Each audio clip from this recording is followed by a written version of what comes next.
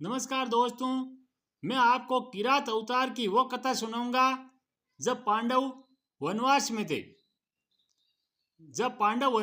थे।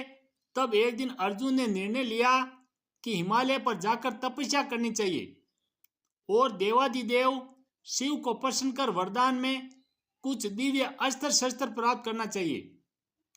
पांडुपुत्र वीर अर्जुन हिमालय पर्वतमाला पर बसे इंद्रकील नामक स्थान पर जा पहुंचा।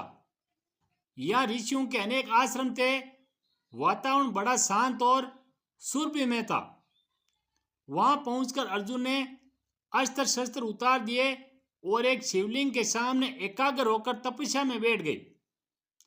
भगवान शिव ने अर्जुन की परीक्षा लेने के लिए किरात रूपी भील वेश धारण किया और इंद्रकील जा पहुंचे। उसी समय इंद्रकील पर मुकासुर नामक दैत्य ने अति भयंकर सुअर का रूप धरकर ऋषि मुनियों के आश्रम में उत्पात मचाना शुरू कर दिया। ऋषि मुनियों के आश्रम में कोलाहल मच गया। इससे अर्जुन का ध्यान भंग हो गया। विकराल सुअर को उत्पात मचाते देखकर उसने धनुष पर बाण चढ़ाया और चला दिया, लेकिन सुअर के शरीर में 2 तीर एक साथ आ घुसे। दूसरा तीर किरात वेशधारी शिव का था। 2 तीर खाकर सुअर वेशधारी मुकासुर ढेर हो गया और जमीन पर गिरते ही अपने असली रूप में आ गया।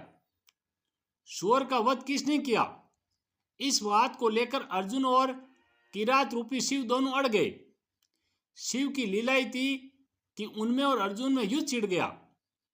अर्जुन के सभी बाणों को किरात ने काट डाला, लेकिन किरात को खरोंच नहीं लगी। उधर अर्जुन का तुणीर बांधू से खाली हो गया। अब अर्जुन ने किरात के ऊपर तलवार से हमला किया, लेकिन अर्जुन की तलवार टूट गई। तब निहत्थे अर्जुन ने एक विशाल पेड़ उखाड़कर किरात पर फेंका, लेकिन किरात के शरीर से टकराते ही पेड़ तिनके की भांति टूटकर बिखर गया। तब अवाक और हैरान अर्जुन ने निहत्थे ही किरात से युद्ध करना शुरू कर दिया, लेकिन किरात रूपी शिव ने अर्जुन को उठाकर जमीन पर ऐसा पटका कि वह अर्जुन बेसुध हो गया। होश में आने पर अर्जुन ने वहीं पर रेत का शिवलिंग बनाकर शिव की पूजा शुरू कर दी। इससे अर्जुन को नई शक्ति और अपार स्फूर्ति आ गई। उसने फिर से किरात को ललकारा, लेकिन जैसे अर्जुन की दृष्टि किरात के गले में पड़ी फूलमाला पर पड़ी, वह स्तब्ध रह गया, क्योंकि वही फूलमाला तो अर्जुन ने शिवलिंग पर चढ़ाई थी। यह देखकर अर्जुन को समझ में आ गया कि किरात के रूप में कोई और नहीं, स्वयं भगवान शंकर है।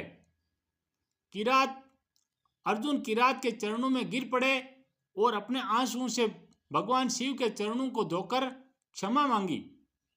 तब शिवजी अपने असली रूप में प्रकट हुए। अर्जुन ने वही शिव पूजन करके उन्हें प्रसन्न किया।